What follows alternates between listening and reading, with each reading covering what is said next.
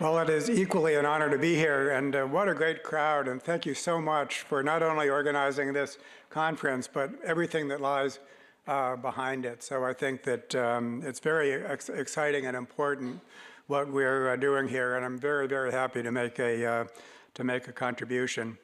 So when we talk about the scientific revolution, we tend to note that it's 500 years old, and we cite the original people like Newton and Bacon, but I think that we can say that two bodies of knowledge are new within the last 50 years. So the last 50 years is more than just 10% of the scientific revolution. These new bodies of information are foundational for how we think and therefore how we act.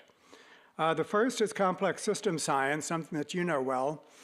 And it's new because it required the advent of widespread computing ability. Before that, of course, the complex system thinking has deep roots, also deep indigenous roots, by the way, but to actually model it and to study it scientifically did require the advent of widespread computing. And we can see this from the dates here.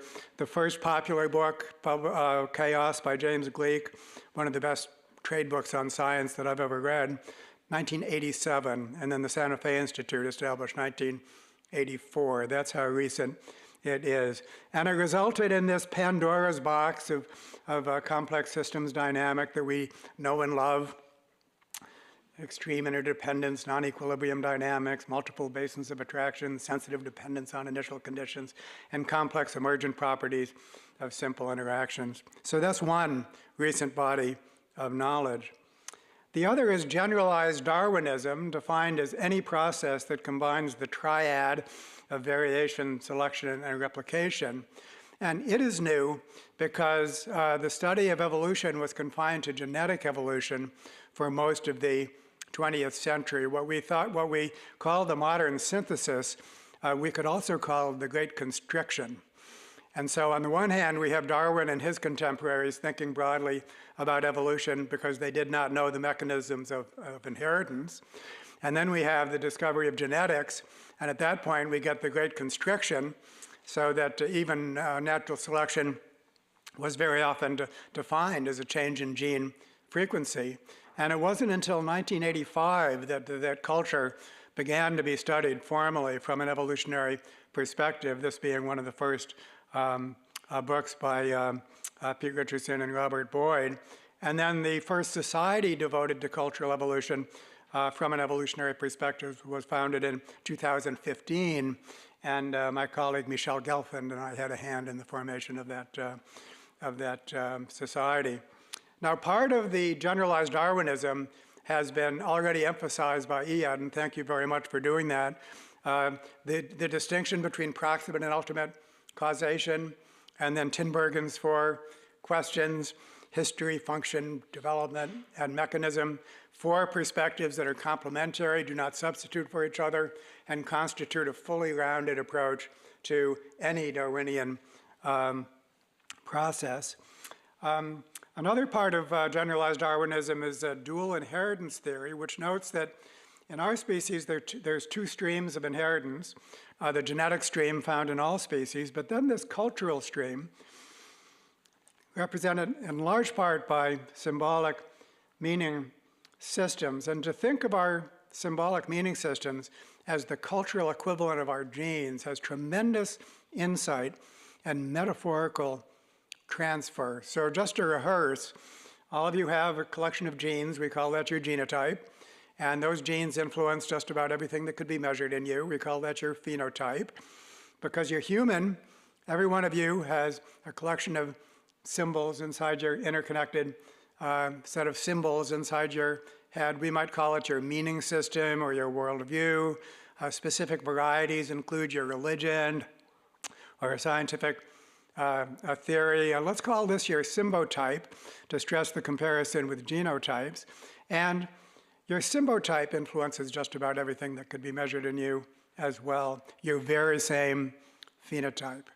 So your symbotype and genotype interact with each other during your lifetime. You can take a course in meditation, for example, and you can change your diet, and that will upregulate or downregulate a substantial portion of your genes.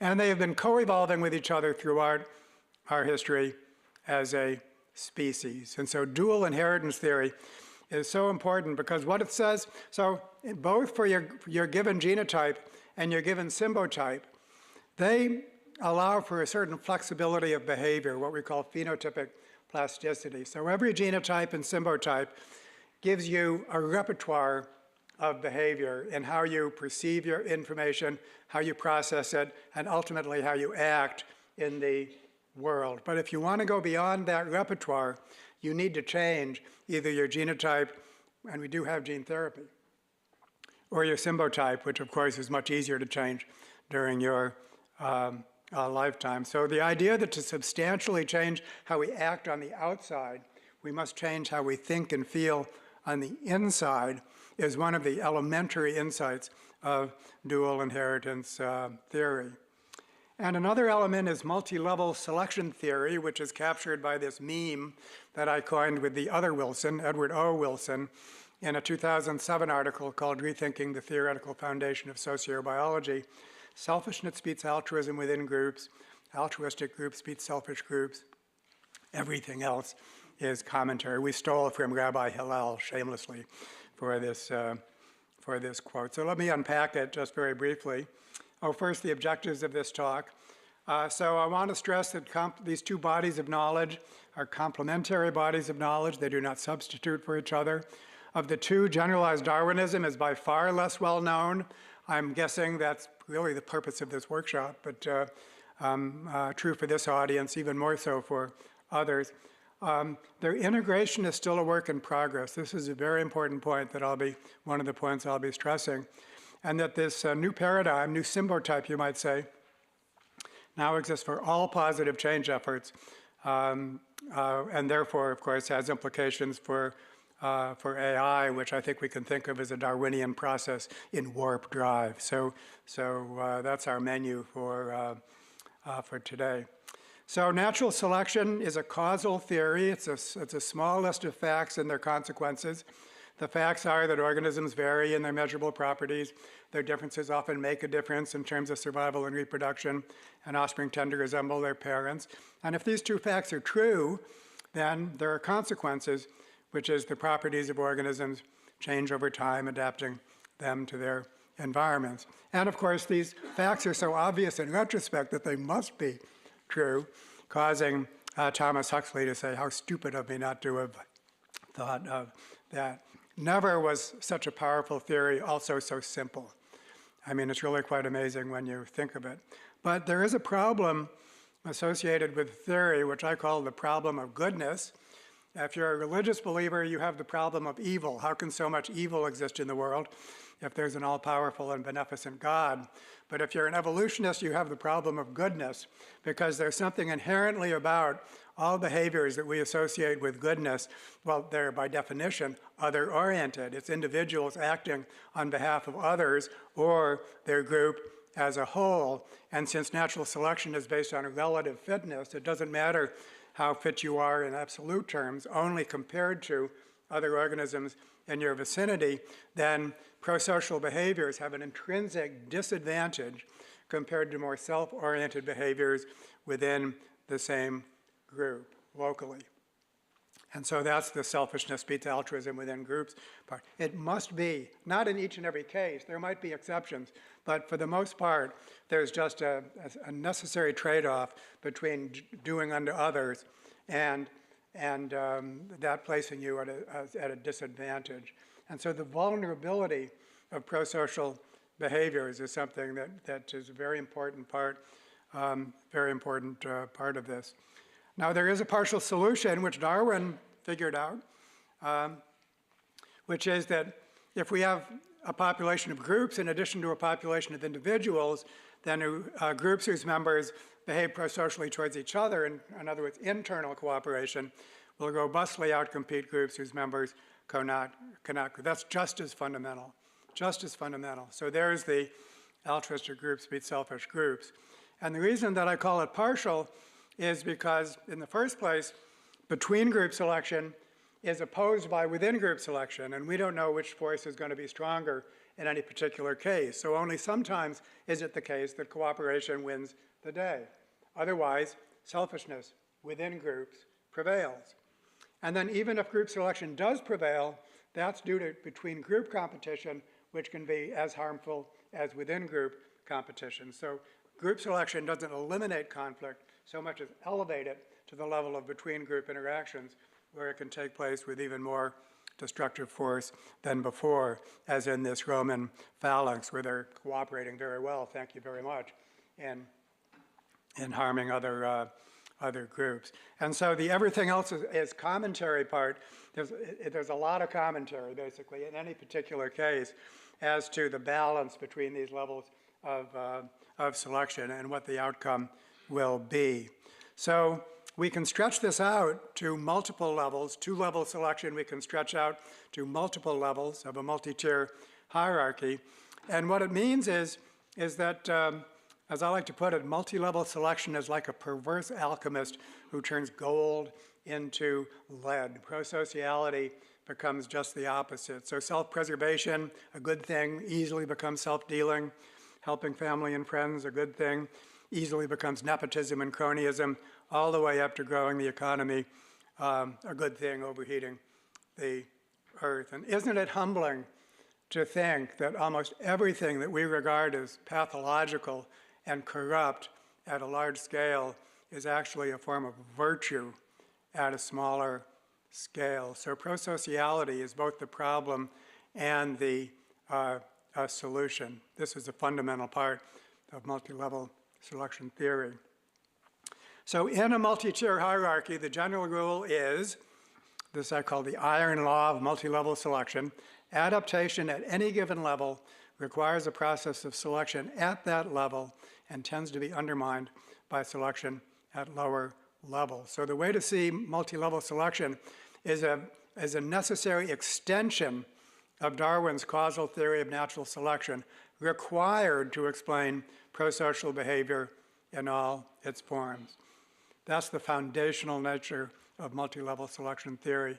And it has an extraordinary broad range of applications in the biological sciences, including the origin of life and the major biological transitions, animal cooperation, microbiome evolution, human origins, human history, the work of Peter Turchin, you might be familiar with, and all current possible positive change efforts, all scales, all contexts. Okay, so now I want to make the point that the integration of generalized Darwinism with complex system science is still a work in progress. And I can do this with the key phrase complex adaptive system, one of the key phrases of complex system science. It was used once so far by the previous speakers. I've been keeping track. And there's two meanings that need to be distinguished. The first meaning, which is what the words say, is a complex system that is adaptive as a system. The second meaning is a complex system composed of agents following their respective adaptive strategies. So there's a very important distinction to be made here. Here are some examples. A CAS1 system, a system adaptive as a system. Of course, a healthy organism is a beehive, and a smart city, a city that we've made smart by a lot of work, basically, so that its processes function well. Examples of a CAS2 system, a system whose agents are following their respective adaptive strategy, an organism with cancer, despotic animal societies, and a lot of animal societies are despotic. Within group selection, won the day. And a dumb city, which is most cities, are not adaptive as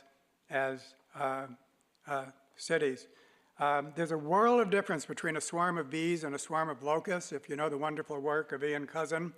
You know, a swarm of bees, a beehive, truly qualifies as a group-level superorganism. That's how much it has been a unit of selection. A swarm of locusts is nothing like that. The reason that they move is because any given locust doesn't want its butt chewed off by the locust behind him and is trying to chew the butt off of the locust ahead of him. And so it's a complex system, it has emergent properties, there's all of this stuff, but it is not an organism. It is merely a system composed of agents following their respective adaptive strategies. And in the complex systems literature, there is very little awareness of this distinction. Here's a list of complex adaptive systems from the Wikipedia entry. And if you look at some of these items, you say cities, for example, are examples of complex adaptive systems without distinguishing whether the cities are smart or dumb. These other entities, cities, firms, markets, industries, governments, all are called complex adaptive systems without distinguishing whether they work well or poorly. Ecosystems, again, most ecosystems are just species following their respective adaptive strategies. They did not evolve to be diverse. They did not evolve to provide ecosystem services. They're CAS2 systems, not CAS1 systems. A microbiome, on the other hand, that's a different matter because as individuals live and die, their microbiomes live and die with them. There's actually a process of selection at the level of those ecosystems, which consist of billions of individuals. So it's not a matter of the size or the complexity of the unit. It's a matter of, was it a unit of selection, is the critical point. And my colleague Guru so why should this be so? Why is it? Why this lack of distinction between the two meanings of complex adaptive systems? It's because if we look at this Pandora's box of complex systems dynamics, they apply to both CAS1 and CAS2. Both of them have these properties of complex. There's a sense in which complex system science is too general. By applying to all complex systems, it is unable to distinguish between the complex systems that work well as systems composed of those that merely are following their own adaptive strategy. And Guru Madhavan, my colleague who's a systems engineer, pointed this out by using the term complex adaptive system as a search term. That yielded 1,000 hits. And then we used the term complex maladaptive systems as a search term. Zero. It's not even a thing. It's not even a thing. What is going on that it's not even a thing? But there is a phrase for a complex maladaptive system and its wicked problems. Those we know about. And you'll get lots of hits for that. And so at the end of the day, we can say this. Most complex systems are maladaptive as whole systems. Special conditions are required to make them adaptive, and those conditions are specified by multi-level selection theory. That is a specifically evolutionary question for which generalized Darwinism is needed. And so that makes MLS theory foundational for every positive change effort. And so I've shown you this before, this little symbotype, genotype, phenotype picture. And so if we take these two bodies of knowledge and fully integrate them with each other, so now we have a fully integrated evolution complexity paradigm, you might say, but let's call it a symbotype. So that's the lens through which now we're looking through the world. Then what does the world look like and how does it cause us to act? And what I want to say is that the integrated evolution complexity symbotype reconfigures common sense. What emerges from it is so commonsensical that in retrospect we will say, how stupid of me not to have thought of that. So point one that emerges, a whole earth ethic is not only a spiritual value, it is also an engineering imperative. Anything less, pursuing any other goal, middle level goal, is going to likely to have disruptive consequences at a higher scale, and the perverse alchemist phenomenon will occur. So this just forces upon you a whole earth ethic. In economics, there's micro and macro economics. In this case, macro, as I've just said, is the whole earth system. Micro is the individual, but it's not homo economicus. The individual is an inherently social creature that almost always functions in the context of small and appropriately structured groups. We are built and designed by genetic evolution and cultural evolution to expect to live in cooperative societies, to seamlessly factor individual resources and social resources in making the trade-off decisions of our bodies. And when we're forced to rely only upon our individual resources, our brains and bodies interpret that, mostly subconsciously, as an emergency situation. There's a body called social baseline theory, and somebody named James Cohen who does wonderful work on this topic. How am I doing on time? Sorry, you had 30 minutes, right? 7 more minutes, yeah. Okay, I'm doing good. I just have to tell a story about Jim's research. He's a clinical neuroscientist, and he was seeing a World War II veteran, an old gentleman who was suffering from traumatic stress late in life. And the old gentleman wouldn't do anything that he asked. He wouldn't do anything that he asked. He was totally resistant to therapy. And at one point he said, I want my wife to come with me. Excuse me, I tear up when I tell the story. And Jim was shocked. Nobody had ever asked this question. So he said, okay, and at first he treated his wife as a bystander, and the old man was no more receptive than before. And then his wife said, let me hold his hand. So she held his hand, and instantly this old gentleman was receptive to therapy.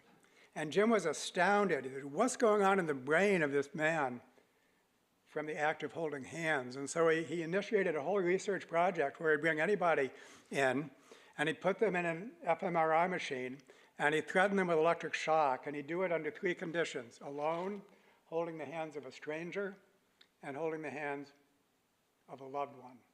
And holding the hands of a loved one had this tremendous calming effect. That's the importance. It doesn't have to be physical touch, but that is the importance of social resources in addition to physical resources. He has a wonderful YouTube on that, so Why We Hold Hands. I recommend it to you. So that's micro, a completely different view of the individual, and much was just far, far, far more in tune with the way people actually are than Homo economicus. And then between the two, we have meso, which is not just an economic theory. We have this impoverished space between micro and meso, which is inhabited by firms and states and families, all of whom are assumed to be rational actors, just like individual. No, meso is a tropical rainforest of middle-level identities. All of our identities, our social identities that we have, and there are many of them, and these deserve to remain strong. So we have a global identity, a local identity within our respective small groups, and our meso identities, which for the most part deserve to remain strong, but must be coordinated with the global common good in mind. And so if that's the way it is, and we want to intervene, there's multiple entry points. We could work with an individual and a small group. We could work top down. We could multiple entry points in order to steward cultural evolution. So we can say more. When it comes to positive change efforts, 2 things don't work, and only 1 thing can work. One thing that doesn't work is laissez-faire, because the metaphor of the invisible hand is profoundly untrue. It is simply not the case that lower-level agents, in pursuing their self-interest, robustly benefit the common good. Not true. Another thing that doesn't work is centralized planning, because the world is too complex to be comprehended by any group of experts. So the 2 main policy strategies, neither one works. What does work? A process of multi-level cultural evolution in which all 3 ingredients are carefully stewarded. We need to take the whole system as the explicit target of selection.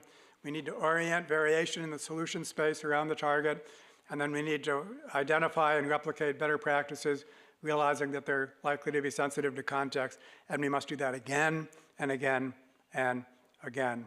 And because this is the only thing that can work, it is the only thing that ever has worked. And so if you actually review all these different topic domains, as I have, then what you find is that forget about how people conceptualize this. Experience pushes pragmatic change efforts into the zone of conscious cultural evolution. We have some systemic goal in mind. We try stuff out, and we retain what works. And so what this means is that there's many, many positive examples of positive multi-level cultural evolution at mesoscales to learn from but they are largely unknown to each other. There's the archipelago problem. Each one is like an island in an archipelago that with little communication among islands. And so there's a tremendous added value in order to be able to state this in broad terms and to recognize the common denominators of these efforts that work. And so now when we get to artificial intelligence, the main thing I want to say is that in the first place, it is a form of Darwinian evolution and warp drives. It's inherently a variation, selection, replication process. It's a multi-level process, no less than genetic evolution and cultural evolution prior to AI. And in the absence of knowledge about multi-level selection will surely result in the perverse alchemist phenomenon. And I was listening all during the talks up today for examples. And what I found, of course, was example after example after example, that even when AI works beautifully at the task at which it was invented, and sometimes it's just benign, because one point to make is that, and this brings up the concept of subsidiarity, which originated in the Catholic Church, and I think was important in the formation of the European Union, that sometimes what takes place at lower scales actually is benign at higher scales. And in those cases, then the authority should be granted to the lower level unit. It's only when problems take place up the scale then some kind of intervention is needed. And so it is with AI. Some will be just benign, and that's great. Others will have unforeseen consequences or conflictual elements, and there's where the coordination is required. And so how do we catalyze this integration, which I think is so important? My experience participating in many, many different venues is that generalized Darwinism is sufficiently new that it simply has not been encountered by people who are otherwise brilliant, well-read, and open-minded. It just hasn't reached them yet. And I see a slight nod on your part. And so I think that's really good news, because it's not that people are against it. They just haven't encountered it yet. And so if we could increase the encounter rate, then we can catalyze this by a lot. And once you get it, and it's not hard to get, then you see the world through new eyes, and your common sense has been reconfigured. And then talented people can take it from there. And then, in addition, I want to end with 3 initiatives by my nonprofit organization, Pro-Social World. And I'm having so much fun after retiring from my university job, now operating in a nonprofit. It's so much fun. I just hope you all have the same opportunity at some point. University life is awfully constraining in some respects. But so one is a multi-level selection initiative. All of these are designed to accommodate, basically to build a large community of people, so that anyone here who wanted to join these initiatives, as Iyad has, thank you very much, is welcome to do so. And it's designed to accommodate different bandwidths. So if you're very busy, then you can still become in the loop. Even better, you might, depending on your own context, you might find that you could really get things done through this, joining this community that you couldn't do otherwise. And those people, of course, become very invested, and then they work hard because it's aligned with their interests. And so the purpose of this initiative is the same purpose as this talk, and it includes AI as a special focus, which is just getting going. And so basically to put flesh on the bones of this talk of mine, then I think there's an opportunity to do that. I invite you to. The second initiative is oriented towards economics, the New Paradigm Coalition. And this is with many people, but including my colleague Dennis Snower, who is organizing the Global Solutions Summit, which is taking place in Berlin in just a week. And so this really is a new theoretical foundation for economics. We've written a 5-part series of articles on it. And so I think this is a paradigmatic alternative to the neoclassical paradigm. And that paradigm has to take place, I think, or if it does take place, then anything involving AI will move with it. And if it doesn't take place, then we will get the perverse alchemist problem. So those are very much linked. And then finally, an initiative on dual inheritance theory, what we call a microevolutionary approach, which, this is new from a formal evolutionary perspective, but if you look at the history of scholarship, of course, there's the study of language and symbolic systems goes back a century, and so there's a huge task of integration. But at the end of the day, studying this dialectic between what's inside your head and what's outside your head and thinking of it as the cultural equivalent of your genes is an amazing topic to study. And so I invite you to consider any of these initiatives. And you can do so just by emailing me, easy to remember, david.wilson@prosocial.world. And I thank you very much.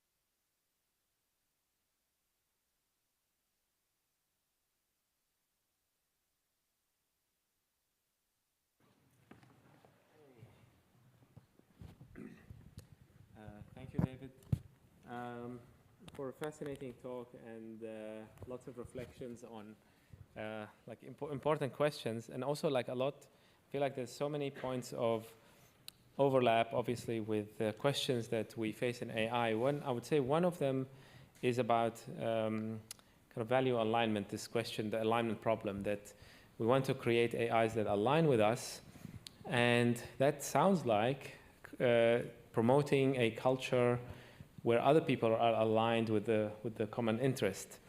And the question, so for me, and the other thing is AI as an aligner of human cooperation, where AI itself kind of acts as an organizer. It's like in the case of the smart city. So in one case, you have an AI that might be selfish, and that might actually not do what's best for us, do what's best for itself or for its stakeholders.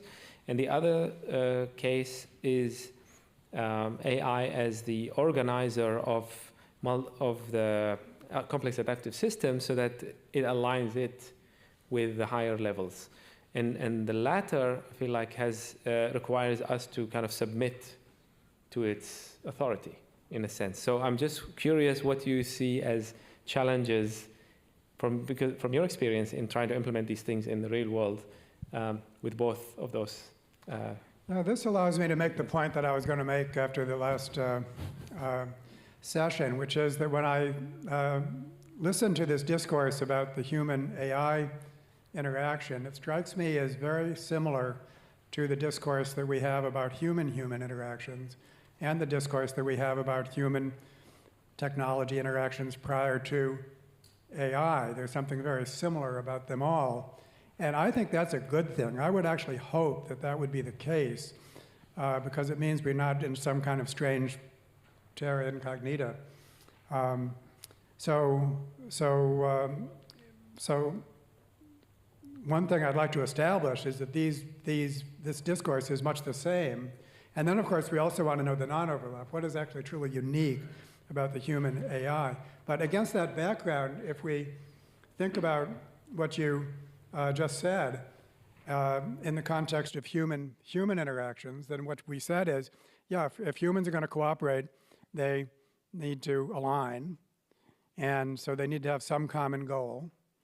And then they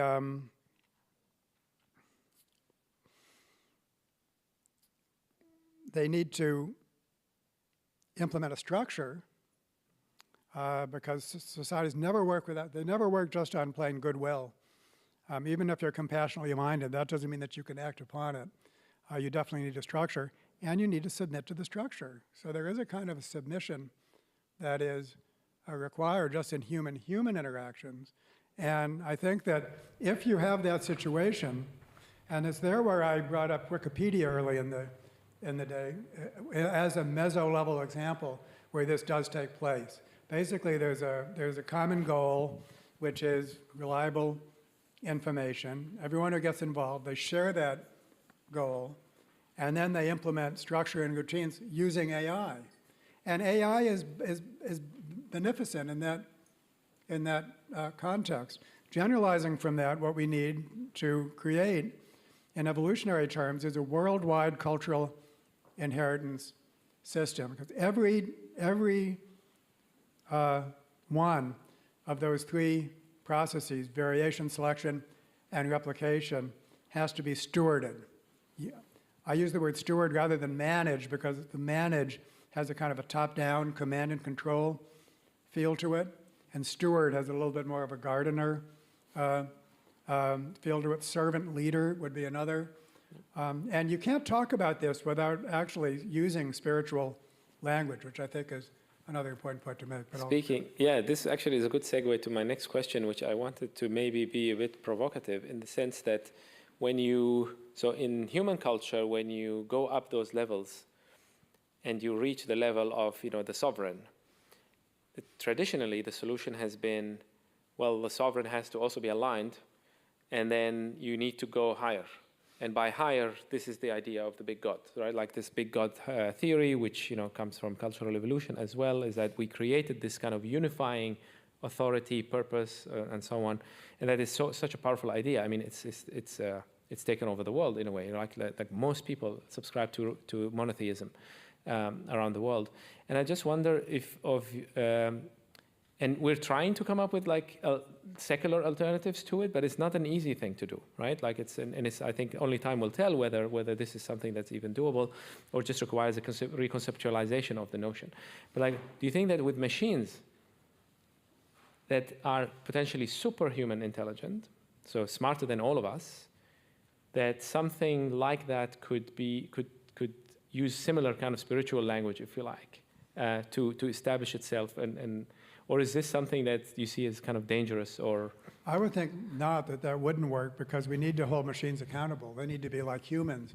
They need to be part of the moral system where they're held accountable for their actions, and if they're not doing what they should, then that needs to change. And so you don't want to give godlike status to machines for that reason. I think one thing I've written is that any meaning system, any symbotype, needs to be evaluated according to three criteria. One is, how does it animate you psychologically? Does it get you out of bed in the morning brimming with purpose? Number two, what does it cause you to do? And number three, how well does it comport with modern science?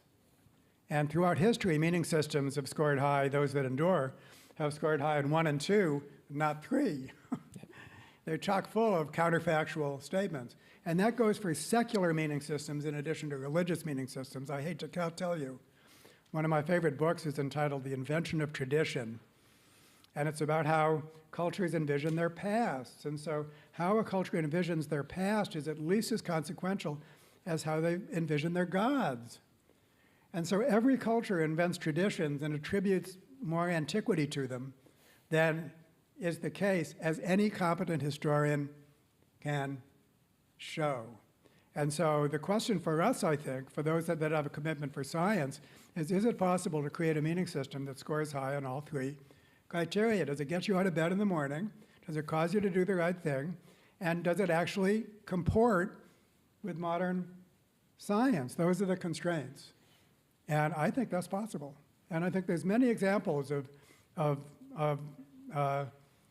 people who, for themselves, have that. And they have as much zeal as any religious person. Look at Carl Sagan as just one example. So I do think it's possible to combine those three criteria. I think it's for me, it's like an interesting, also like behavioral, sociological phenomena that our desire for finding these like meaning and symbols in things that are also powerful might kind of misfire, right? So, for example, we hear things like we had a speaker, Beth Singler, who's a theologist who studies, our relationship with machines, and she had this paper titled "Blessed by the Algorithm," and she's taken this away from people on Instagram who, whenever their post goes viral, they say, oh, I was blessed by the algorithm. And this is a way for them, I mean, they kind of spontaneously ascribe this kind of like supernatural powers and mystique, mystery, you know, to these algorithms. And I wonder if, and there's already like at the moment that, you know, I think ChatGPT came out, there was like, and even before, there was like a group in the US that started forming like an AI church that will worship this future AI God. So I think there's this kind of like tendency there, and I, which may, not be a good idea, as according to what you said earlier about us not knowing whether these things are actually good for us or whether they have the powers that we think they have. Well, I have a parable of the hedgehog and the echidna. So let me give you the parable and then explain the meaning of the parable. So, of course, the echidna and the hedgehog, they look like on the outside. They're both spiny. They both occupy the same niche. So that's called convergent evolution. But don't try to interbreed them. It won't work. So they're alike on the outside, but they're not at all alike on the inside. And I think that's true for cultural evolution as well. You might meet somebody that on the outside, in other words, what they want to do, like peace on earth and all of that, we're aligned, and therefore we have good reasons to work together. But on the other hand, it might be that what motivates us, our symbotypes, not only are they different, but it would be very hard to mix them. Or if you did, it would be just like it would interfere with both. And so insisting that you think the way I do on the inside is not going to work. There has to be a kind of a tolerance of diversity. And I experienced that for myself because I've studied religion for over 20 years. And there was one, I had a grant from the John Templeton Foundation where I studied all of the religious congregations in my city of Binghamton, like one big cultural ecosystem. And so I was meeting with pastors, and I was an atheist and an evolutionist, meeting with all kinds of, the whole spectrum from conservative to liberal. But because I was respectful, and because we had a common ground of community, basically, and it's all about community, they were kind to me. And they accepted my differences. And so I think I should return the favor. And that also goes for things that we call New Age. Yep. If it animates you, then I don't want to mess with it. And then there's another conversation when people trust each other. And then they willingly will have the conversation with you, and because they feel safe. And so much of this has to do with basically feeling safe, so that if you do extend yourself, if you do open yourself up, you will not be exploited, because prosociality is vulnerable. It's vulnerable, and unless you provide a safe environment, you have no business counseling somebody to be prosocial unless you provide the environment that makes it safe to be prosocial. And if you do, then it's not a matter of teaching. It's just a matter of the person sees that they can come out of their shell. And they've been wanting to. So it's really not a matter of training.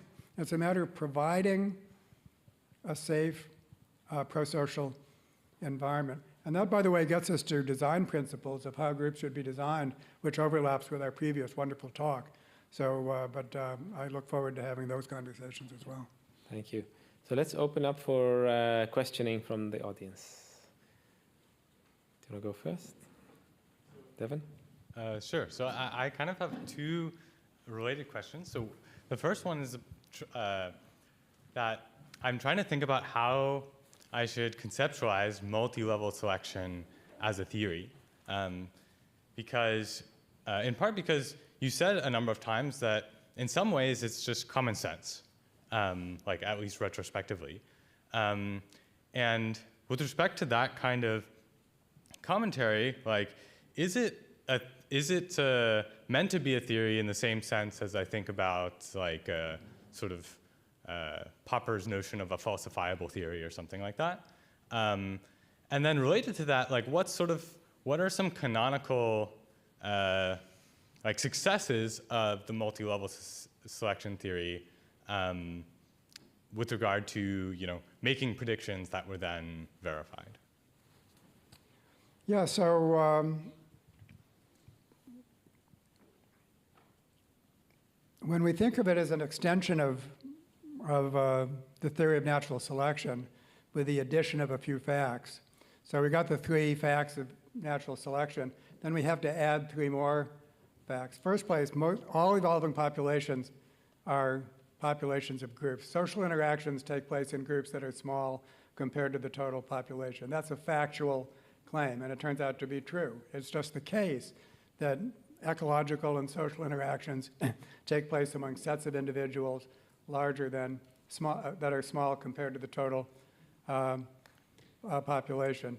Fact number 2 is that prosocial traits tend to be selectively disadvantageous at that most local of scales. And so fact 3 is, if we're going to explain them at all, then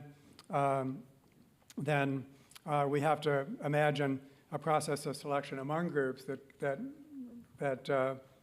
overcomes the process of selection within groups. So those are the 3 the extension of Darwin's theory that's required to explain the evolution of prosocial behaviors. Now, if you evaluate theories of social evolution, any theory of social evolution, and see, do they meet those 3 criteria? The answer is yes. So you might look at evolutionary game theory, you might look at inclusive fitness theory, you might look at selfish gene theory, but just ask yourself the question, is it the case, by their own assumptions, then what it turns out is they're all multi-level selection models. Like take in-person game theory. It's just in front of your face. Interactions take place in groups of size n. And the cooperative strategy never beats its partner within the groups of size n, only loses or draws. How can a cooperative strategy evolve in a game theory model other than the fact that groups with more cooperators have contribute more to the pool than groups with fewer cooperators? If we take something like assortment, which was a partner choice, then what does that mean? When you allow partner choice, it means the cooperators learn from experience who they want to associate with. Well, that's a clustering mechanism. Thanks to that, we have the cooperators clustering with each other more than with the selfish individuals, but they're still mixed groups, and the selfish one has the advantage within those groups. So you cannot name me a theory of social evolution that does not employ the assumptions of a multi-level selection model. So it's at that point the mystery becomes, why was group selection selected in the first place? Why did these other theories, why were they proposed as replacements, as if group selection is not going on and something else is? And then a book that was cited earlier, The Price of Altruism, by Oren Harman, which I think is the guy that... Yeah, that I met, that you introduced me to you. Yeah. You wrote a whole book about it. And how W.D. Hamilton, through the price equation, discovered that his theory of inclusive fitness theory was a multi-level selection model after all. So I think what happens next is that the discourse has to turn more sociological. And we want to get to other questions. I don't want to go too long, but I think what we have to examine is what you could call the age of reductionism and individualism that lifted all boats during the 20th century. And so it's not an accident that selfish gene thinking and the theory of individual selection arose at the same time as the rational actor model in economics, and somehow and methodological individualism in the social sciences. Some overarching assumption that we don't understand something at the societal level until it takes place at the individual level, and we represent that as a form of individual self-interest. And that extends beyond biology, as I said, to all fields. That's what allows Margaret Thatcher to say there's no such thing as society, only individuals and their families.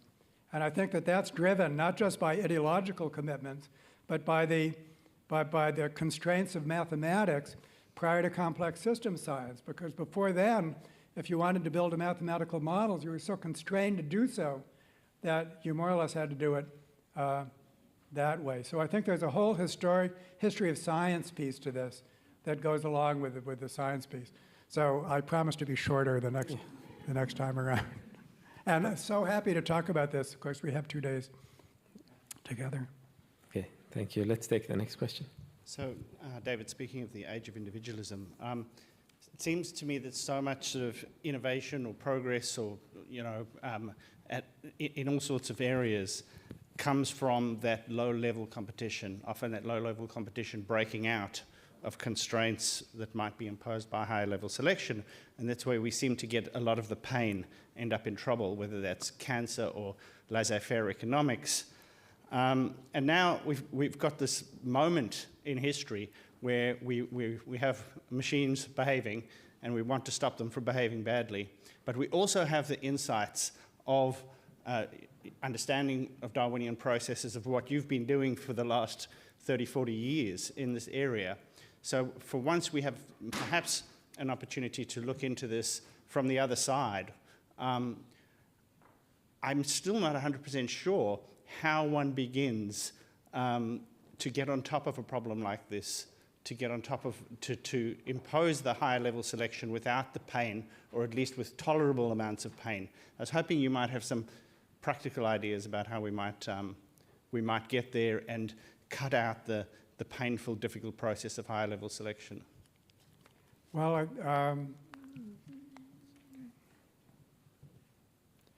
first thing I want to say is not easy, but it is possible. So I think that we wouldn't want to underestimate the difficulties, but at the same time, if you really feel like you have a path, then that leads to a very hopeful attitude. So there's point one. I think point two is that as I said, there's multiple points of entry, and so there is just like no lack of individuals and groups that can experiment with this, and then we can let their success speak for itself. There's also natural experiments, as I said, positive examples. In fact, amazing positive examples. Can I say one? Is that, how much time do we? So there are these business movements. There's conscious capitalism, there's B Corp, and if you look at them closely through this lens, you can see why it is that, first of all, that they do work, and secondly, why they work. So there's one manufacturing company in America called Barry Waymiller that just makes stuff. It's a manufacturing company. There's nothing noble about what it makes. It just makes stuff. But the CEO, Bob Chapman, from a Christian upbringing, he says this came to him as a series of revelations. But what he's done is he's create this corporation that genuinely treats these people like family. Well, that's an N of one, and I'm going to make this story short. But the other thing he's done is he has acquired, but he doesn't use that word. He uses the word adopt, over 140 other companies. And he's turned them around, transformed them without hiring and firing and hiring. And so in evolutionary terms, this is a natural experiment in replicated cultural evolution that's been repeated 140 times. It's well known in the business world. Back to the archipelago problem. It's famous in some circles and totally unknown beyond its borders. But what if this example and other examples becomes known, where a pro-social cultural evolutionary process actually takes root, you got your local majority, and it seeks so well that you know it works because it's been replicated 140 times. And of course, you can study it in more and more and more detail and analyze variation and do all of that. And so I think that in the first place, to convey the logic of it, just basic literacy, gives it such a commonsensical attitude, property. And then to chronicle these examples, which frankly exist all around us. And then thirdly, to experiment, then I think that's what can, and also to attract top-down, enlightened top-down support. And you know, an example, kind of a partial example of this is Microsoft, under the directorship of Satya Nadella, compared to Bill Gates and Steve Ballmer, which were the first two CEOs, hard-driving, competitive types. But Satya Nadella was different. And it was nothing he learned in business school. It was just his Indian heritage and his special needs child. When they tell their stories about how they came by this pro-social attitude, it's never anything you learned in business school. It's only their personal story that brought them to this point. But he does have a genuinely empathic and pro-social attitude that being the CEO of a major corporation, he actually is able to make it happen more so than, obviously, than a bottom-up process. Okay, next, Jungkoon. Yeah, thank you. I have a question I've been thinking for a while. That is, we can understand human behaviors through evolutionary thinking because of the first principle that humans want to maximize fitness, that they want to have offsprings. And based on that assumption, then you can think about why prosociality could evolve. But there's no, I don't know that if there's any inner drive for AI or machine. So how can we understand machine behavior or AI behavior as agent from an evolutionary framework?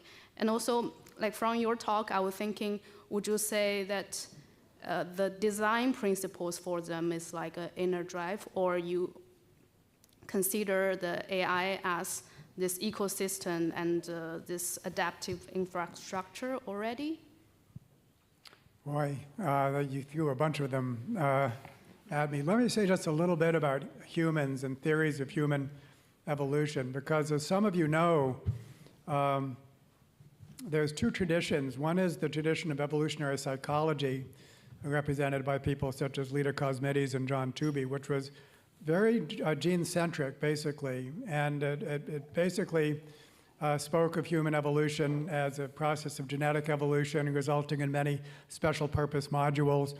And these modules get triggered in a modern environment. The second tradition was the tradition of Richardson and Boyd and others of a more open-ended cultural evolutionary process. And people, a lot of the people in this room and people whose names you know, Joseph Henrich, Michael Muthukrishnan, and others are from that tradition. They've now grown together, and I think a really nice metaphor is, a basis of comparison is the immune system. So we know the immune system includes an adaptive component and an innate component. The innate component is evolved by genetic evolution, does not change during your lifetime, massively modular, kind of like evolutionary psychology. The adaptive component is the generation of millions of antibodies and the selection of those that successfully bind to antigens. And it is also very modular genetically. So what you get is a combination of genetic innateness and the open-endedness that you need for variation, selection, retention process to take place. They actually go together in the immune system, and they also go together in our behavioral system. So I think those two traditions have become integrated. It took a period of 20 or 30 years to do so. But when it comes to AI, I think, and we've been having some of these conversations, everything about AI on the inside is likely to be very different than anything taking place in humans. That's the kind of the proximate mechanism part. And the ultimate causation part is how they act in the world. And so I think what we're trying to do is we're evaluating AI algorithms on the basis of how they act, and how they're structured on the inside is need not be like humans at all. And I think that's all. Maybe I could pass that to you, Johan. Yeah, I mean, I just wonder if they have to have drive. I mean, they can, why do we have drive? Perhaps that's also evolved, right? So the machines that have a, like for example, if you reinforcement, like you do RLHF on language models to have them say nice things and always pander to the human, they will pander to the human because you're rewarding this behavior. And if we do some sort of selection of AIs or LLMs based on how polite they are, then over time there will be an urge for politeness. They will turn towards politeness. So I feel like they don't have to have a system of meaning that is as explicit as what we have for them to experience selection and evolution. So that's my take. I want to first apologize for my framing of the question because I feel like I might not have the right language or even understanding to formulate it. But my understanding is that there are some certain traits and behavioral traits that has evolved into some level of equilibrium, like maybe like the level of prosociality in this world. And let's say now could you think that maybe the emergence of AI to some degree could knock us out of this equilibrium or disrupt this equilibrium in some way? I guess I would answer yes, but at the same time, going back to the first point I made, that kind of discourse for AI would also go for a discourse on human-human interaction. So things could take place in the human realm that would knock us out of one equilibrium and towards another. And on adaptive mixes, I think it's important to make a distinction that sometimes, as we heard with the wonderful talk on teamwork, we see that there is such a thing as the most adaptive group is the one that's diverse. Okay, so the idea of an adaptive mix is true.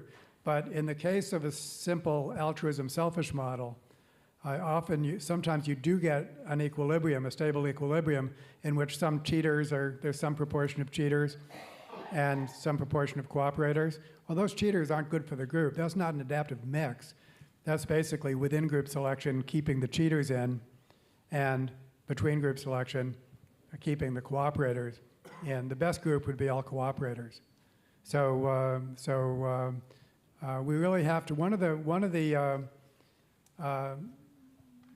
skills I think we need to perfect is to see both the presence and the absence of functional organization. This is true in the biological world, and it's also true in the human world. There's a very strong tendency to think that nature left by itself strikes some kind of harmonious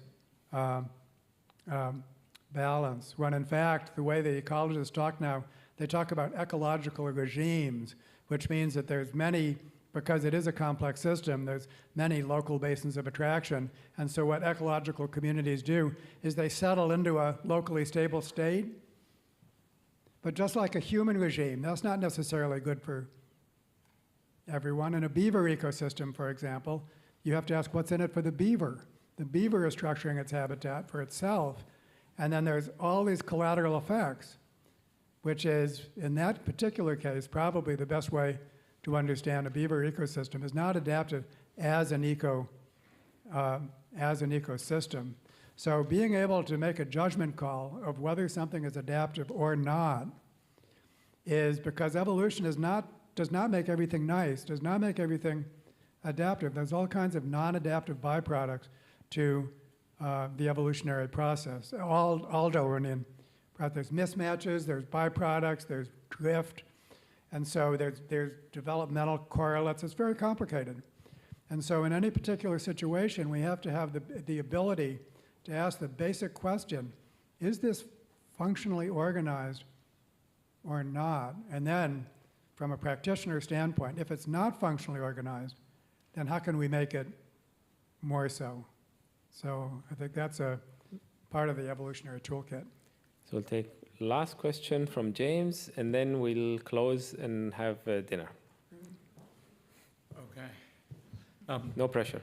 No pressure felt. But amazing talk. I'm curious how, with this multi-level selection framework, I mean, when we look at the capitalist system or whatever, or in broader economic systems, you've got this kind of creative destruction phenomena where, some new thing comes along, and then the worst thing that happens for like system level evolution is that it completely dominates. So it drives out all the other genes that it could potentially breed with in the future, right? So is it possible for big cooperative things to get too big to fail, right? To basically drive out diversity in the system that would enable them to discover new, local maxima or global maxima? Like, do we have situations where, because certainly in the kind of the big God theories or in, there are situations in which you have monopolies of certain forms of cooperative behavior that can potentially rot from the inside as a result of a lack of system-level diversity, precisely what MLS would suggest. But how do you think about that kind of? I think, that's in the first place, that's true. And in the second place, there's wonderful books on that are probably well known to people in this audience, like The Master Switch by Timothy Wu, on how, he's again and again and again for every communication, starting with the telegraph. In the first place, you had this vibrant innovation period, and then that got captured by something that became a monopoly, and it's at that point that the creativity dried up. And then that got repeated again and again and again. And then Denise Hearn is another name, The Capitalism Myth, I think. Right, I haven't heard it articulated from the perspective of, like you're describing, so yes. Pro-social systems Right. win and dominate. That's not the way in which those Yeah, there's time and time again, there's these things which is, basically they're multi-level selection in every way except using the words. Mm-hmm. And so that's, again, back to the archipelago problem of many islands of thought and practice with little communication among islands. And so there's a unification of these that are is part of what's synthetic about it. And Denise Hearn's book is just wonderful about, it doesn't have to be a monopoly. An oligopoly is good enough, like the 4 major airlines or something like that, to function as if it was a monopoly. So this is something we don't want. And it's important to say that rapid cultural evolution requires competition. This is not an argument against competition. Competition is required for better things to replace worse things. We want competition in the right places. And so we end up wanting something that looks like a market economy with the appropriate coordination and regulations. And the best current examples, this is also well known in many books, is the Nordic countries. They're the ones that are at the top of the rankings on just about everything. And if you look at how their economies are structured, it's very much like everyone has power. Labor has power, businesses have power, state have power, and they work together in a collaborative fashion. And there's also historical roots that if you go back historically, you can find that those nations were also very cooperative in earlier times. And so the current state has kind of evolved from their past state. Bottom line is this is such an amazing thing to study from this more general perspective. And another book, Why Nations Fail by Acemoglu and Robinson, compare that with the work of Peter Turchin, his book on ultra society, and also his most recent book on end times, which is about our current predicament. It goes on and on. So I think that we're in such a period where we could be connecting the dots that makes it a very exciting time for all of us. On that note, thank you so much, and thank you for an interesting conversation.